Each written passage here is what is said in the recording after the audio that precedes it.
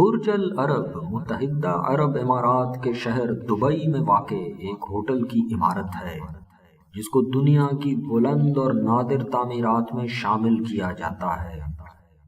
برج العرب کو ایک کشتی کے بادبان کی شکل کے مماثل جمیرہ کے ساحل پر ایک مصنوعی جزیرے پر تعمیر کیا گیا۔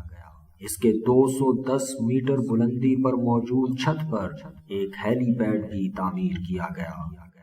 عمارت کی تعمیر 1994 سے 1999 کے دوران مکمل ہوئی۔